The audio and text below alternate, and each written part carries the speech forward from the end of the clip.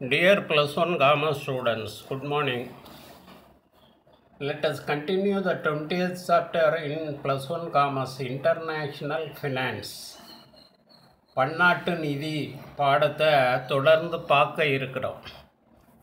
Today our topic is 20.04 Global Depository Receipt. Global Depository Receipt GDR. உலகளாவிய வைப்பு ரசீது, உலகளாவிய வைப்பு ரசீது அப்படி சொல்லுவோம். Global depository receipt GDR. GDR is an instrument issued abroad. GDR is an instrument issued abroad. வெளிநாட்டில் இது வெளியிடப்படும் by a company to raise funds in some foreign currencies and is listed and traded on a foreign stock exchange. GDR, Global Depository Receipt, is an instrument issued abroad by a company to raise funds in some foreign currencies and is listed and traded on a foreign stock exchange. அந்நிய நாட்டு முதலீட்டாளர்கள்ட்டிருந்து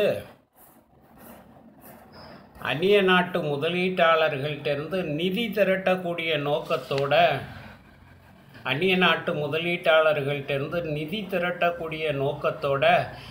அந்நிய செலவாணியில் வெளிநாட்டில் வெளியிடப்படும் ஒரு மாற்றுமுறை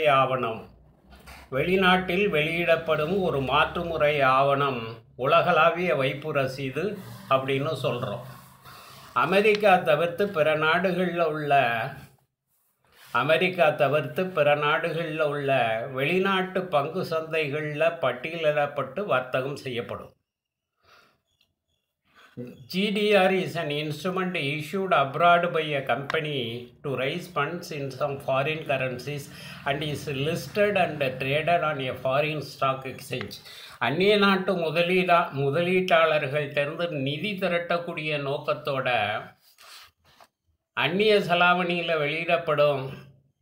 வெளிநாட்டிலேருந்து வெளியிடப்படும் ஒரு மாற்றுமுறை ஆவணம் உலகளாவிய வைப்பு ரசீது அப்படின்னு சொல்கிறோம். இது அமெரிக்கா தவிர்த்து பிற நாடுகளில் உள்ள வெளிநாட்டு பங்கு சந்தைகளில் பட்டியலிடப்பட்டு வர்த்தகம் செய்யப்படும். Process of issuing GDR. உலகளாவிய வைப்பு ரசீதை வெளியிடுவதற்கான வழிமுறைகள். There are 4 steps in the process of issuing GDR as follows. 4 வழிமுறைகள் இருக்கிறது. உலகளாவிய வைப்பு ரசீதை வெளியிடுவதற்கான வழிமுறைகள் 4 இருக்கிறது. The company issuing GDR hands over its shares to one domestic custodian bank, DCB, Domestic Custodian Bank. The company issuing GDR hands over its shares to one domestic custodian bank. உலகளாவிய வைப்பு ரசீதை வெளியிடக்கூடிய நிறுவனம் தன்னோட பங்குகளை உள்நாட்டு காப்பக வங்கிக்கு மாற்றி தரும். உள்நாட்டில் இருக்கக்கூடிய ஒரு காப்பக வங்கிக்கு மாற்றி கொடுக்கும்.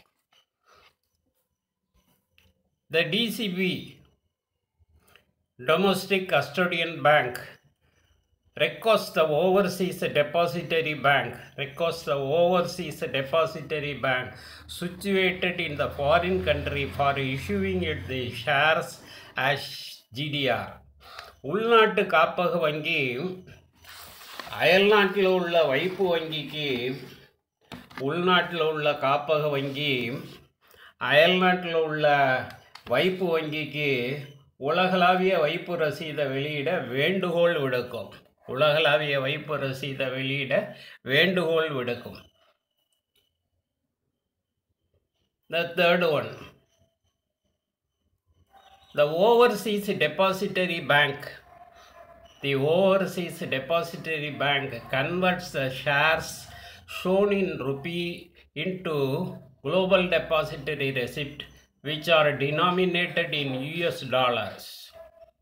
அயல்நாட்டு வைப்பு வங்கி உள்நாட்டு செலாவணியில் அயல்நாட்டு வைப்பு வங்கி உள்நாட்டு செலாவணியில் குறிப்பிடப்பட்டிருக்கும் பங்குகளை அயல்நாட்டு செலாவணி மதிப்பில் அல்லது பொதுவாக ஏற்கப்படும் செலாவணி மதிப்பில் மாற்றும்.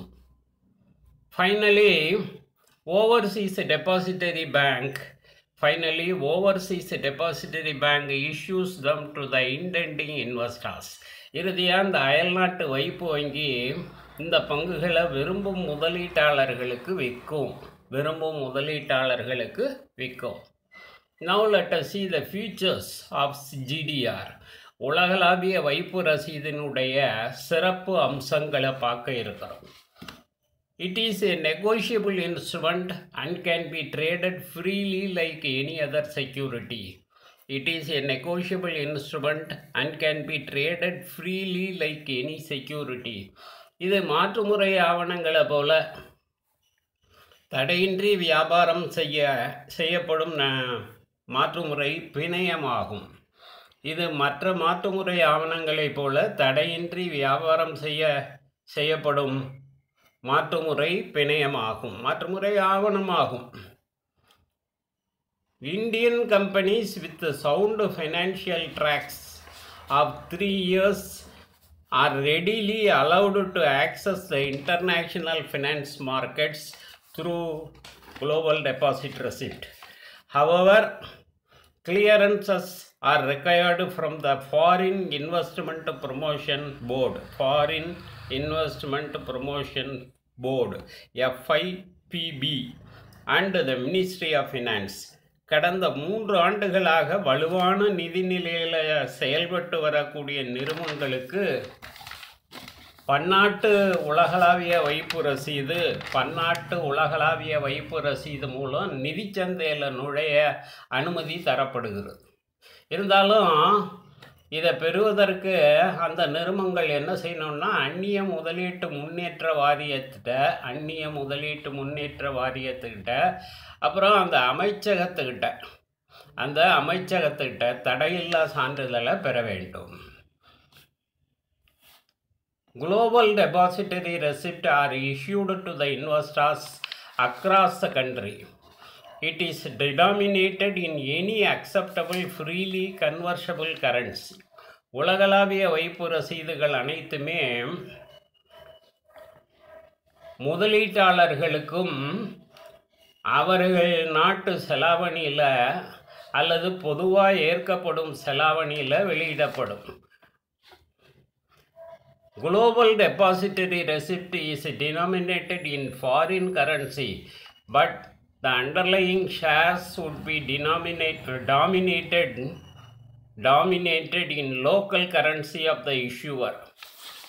உலகளாவிய வைப்பு ரசீதுகள் அந்தந்த நாட்டு பண மதிப்பில் குறிப்பிடப்பட்டாலும் அவற்றோட பங்கு மதிப்பு உள்நாட்டு பண மதிப்பு அடிப்படையிலேயே அமைஞ்சிருக்கும். உலகளாவிய வைப்பு ரசீதுகள் அந்தந்த நாட்டு பண மதிப்பில் குறிப்பிடப்பட்டாலும் அதோட பங்கு மதிப்பு உள்நாட்டு பண மதிப்பு அடிப்படையிலேயே அமைஞ்சிருக்கும். The holder is entitled to dividend and a bonus on the value of shares underlying the Global Depository Receipt.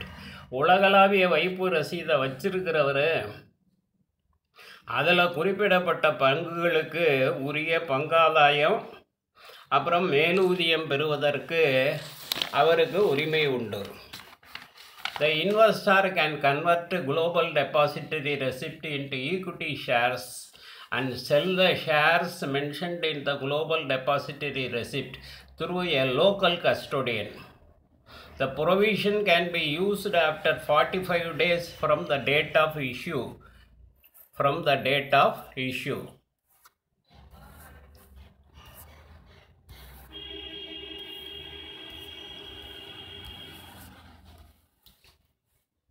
The investor can convert Global Depository Receipt into equity shares and sell the shares mentioned in the Global Depository Receipt through a local custodian. This provision can be used after 45 days from the date of issue. முதலீட்டாளர் உலகளாவிய வைப்பு ரசீதை முதலீட்டாளர் உலகளாவிய வைப்பு ரசீதை நேர்மை பங்குகளாக மாற்றி உள்நாட்டு பாதுகாவலர் மூலம் விற்றலாம். வெளியீடு நிகழ்ந்த பின் 45 நாட்கள் கழித்து இது மாதிரி மாற்ற முடியும். Then the last feature is under global depository receipt, the issuing company transacts with only one entity for all its transactions. உலகளாவிய வைப்பு ரசீதை வழங்கக்கூடிய நிறுவனம் ஒரே தனிப்பட்ட அமைப்பின் மூலம் தனது நடவடிக்கைகள் எல்லாவற்றையும் நிறைவேற்றுகிறது. Okay students, thank you.